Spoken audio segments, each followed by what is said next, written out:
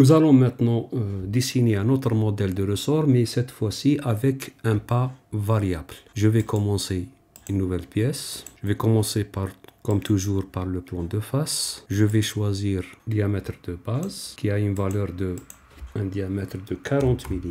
On va valider. Je passe à l'isométrie et on va installer notre hélice. Tout à l'heure, nous avons dessiné notre modèle à partir d'un pas constant. Maintenant, on va le dessiner avec un pas variable. Nous allons définir notre hélice à partir d'un pas et une révolution, comme on peut le faire avec une hauteur, une révolution ou bien une hauteur et un pas. On va rester là, on va définir cette hélice avec un pas et des révolutions. On va commencer ici, je suis sur cette ligne-là, donc le point concerné c'est celui-là. Donc il est à 90 degrés, je peux changer, je suis à 0 degré, là je suis à 0 degré. Je vais, vous voyez ici les ondes grisées, c'est-à-dire c'est des ondes que je ne peux pas toucher. Uniquement, j'ai le droit de changer de pas. Je vais commencer par exemple avec un pas réduit un peu. On ne va pas commencer avec un pas de 14. On va choisir la moitié, donc c'est 7 mm. Une révolution de 0, c'est-à-dire je suis sur le diamètre de base. Sur cette ligne-là, vous avez cette couleur violette. Ça nous indique que nous sommes sur le premier point. C'est-à-dire ce sont les données du premier point. Nous avons un pas de 7, révolution 0, la hauteur elle est de 0 et le diamètre de base il est de 40 mm. Je passe au deuxième point. Je vais garder toujours le même pas de 7 mm. Maintenant, je vais changer cette valeur. Je vais choisir une rotation et demi. Donc, la hauteur, elle sera de 10,5. Vous voyez ici que nous avons dépassé ce point avec une moitié. Donc, nous sommes à 1,5 point. La hauteur, elle a changé. Elle est de 10,5 mm. Donc, je suis sur ce point-là. Je vais encore passer. Maintenant, je vais changer le pas. Je vais choisir 14 mm, mais je vais choisir uniquement un tour pour donner une façon de progression, c'est-à-dire il ne faut pas avoir des progressions brusques. Je vais par exemple faire un seul tour, donc 1,5 plus 1, ça fait 2,5. Donc là, j'ai une hauteur de 21 mm. Donc c'est le troisième point. Là, c'est le deuxième point. Et là, c'est le troisième point. Vous voyez ici, l'évolution de l'hélice, elle se fait progressivement. Je vais garder toujours le même pas de 14 mm, mais cette fois-ci, je vais ajouter encore 7 rotations, c'est-à-dire 7, 2,5 plus 7, ça nous fait 9,5. 9,5, la hauteur, elle est de 119. Vous voyez ici. Donc, c'est le quatrième point. Nous sommes sur le quatrième point. Donc, c'est celui-là. Maintenant, je vais revenir. Je vais revenir pour fermer ou bien pour terminer mon ressort. Je vais revenir à 7 mm. Là, je vais ajouter encore un seul tour pour donner une progression pas brusque. Là, je suis à 129,5, c'est ce point-là. Je garde toujours le même pas pour terminer et je dois avoir, comme le catalogue, je dois avoir une valeur ici de 140 mm. Donc, je dois ajouter, là, j'ai ajouté une révolution et demie. Là aussi, je peux passer à une révolution et demie, ça fait 12. Donc là, j'ai 140 mm. On va arranger tout ça, ou bien on va se localiser sur le premier point. Il est là. Le deuxième point, là, c'est le premier point. Là, c'est le deuxième point. Je peux fixer ces indications-là. Le troisième point, il est là. Je peux le garder ici. Le quatrième point, il est là. Le cinquième point. Et le dernier point, c'est le sixième. J'ai 1, 2, 3, 4, 5 et 6 points. Donc, ils sont là tous. Donc, ça, c'est le dernier point. Vous voyez ici que le ressort est symétrique par rapport à ce plan-là. Je peux garder tout ça. Là, je valide. Et voilà mon hélice. Si je vais choisir la vue de droite, je vois ici que ce ressort est symétrique par rapport au milieu. Je passe à l'isométrie. Comme tout à l'heure, nous allons faire un balayage. Cette fois-ci, nous allons utiliser un profil circulaire de diamètre 5 mm. Je vais lui indiquer notre hélice. On valide. Je vais cacher la courbe de base qui est l'hélice. Et vous voyez ici, nous avons notre ressort avec des parties redressées. On voit ça sur la vue de voilà. Nous allons enlever la matière ou bien usiner ces parties-là, mais nous allons le faire d'une autre manière. Je garde la vue de droite. Je vais procéder par l'enlèvement de matière comme nous avons l'habitude de le faire. Dessiner une esquisse. je vais dessiner un rectangle. Donc je dois m'appuyer sur un plan, pardon.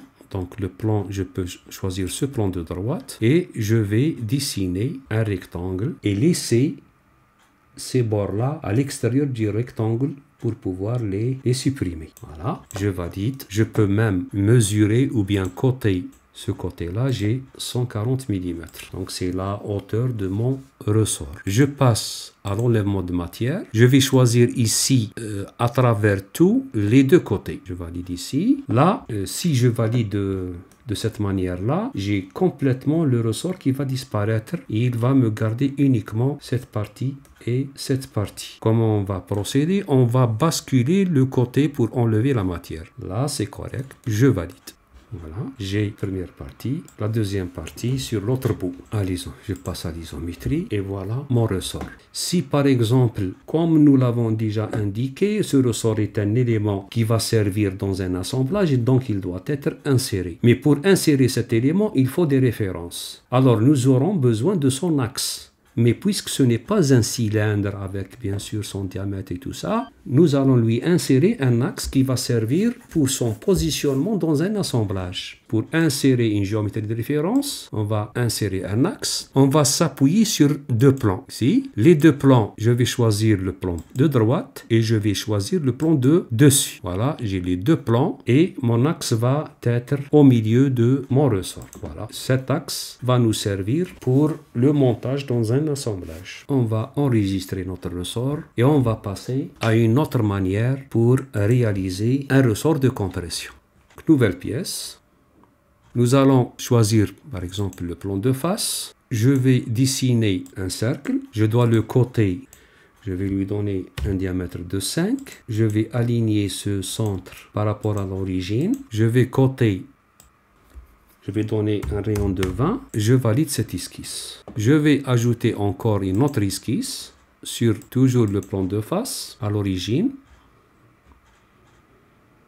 Une ligne verticale. Je cote cette ligne qui est de 140. Là, ma ligne est totalement contrainte. Donc, je l'ai coté uniquement pour avoir la même grandeur que le ressort que nous avons déjà dessiné. Donc, je vais enlever cette cote pour laisser ce point libre. C'est-à-dire, je peux déplacer ce point-là. Alors, comment on va procéder? On va toujours aller vers le balayage. Cette fois-ci, mon profil, c'est le petit cercle-là. Ma trajectoire, c'est cette ligne, mais je vais passer aux options et je vais suivre la trajectoire, c'est-à-dire cette trajectoire-là, mais avec une torsion. Donc là, j'ai aucune torsion, mais je dois spécifier une torsion, c'est-à-dire cette trajectoire, avec ce cercle, je vais créer une torsion. Voilà, mais cette torsion, elle va être aussi définie avec un nombre de révolutions. Alors, le nombre de révolutions, nous avons par exemple choisi 10. Je peux choisir encore 10. Et j'ai mon ressort qui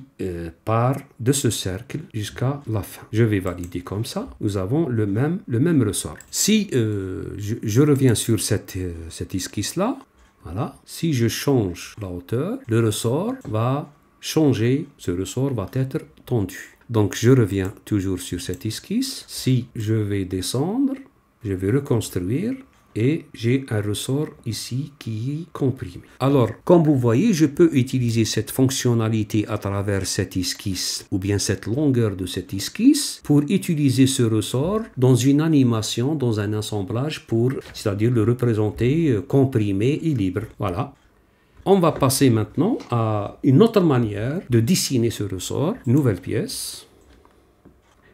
Je vais partir du plan de dessus. Je vais dessiner comme d'habitude le cercle de base. Je lui donne la même cote que tout à l'heure, une cote de 40. C'est le diamètre de base. Je suis sur le plan de dessus. Je vais passer à la fonction d'extrusion. Je vais dessiner un cylindre de 140 mm.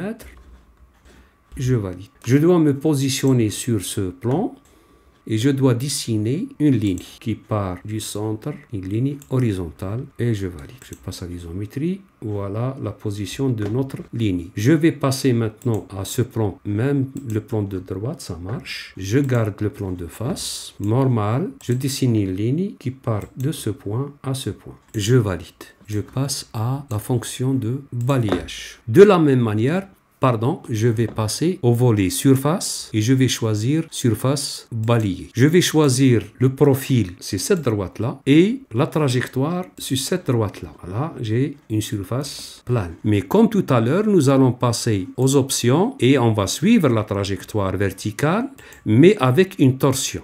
On va spécifier une torsion avec des révolutions. Je vais choisir par exemple une dizaine de révolutions. Comme tout à l'heure, nous avons cette situation-là.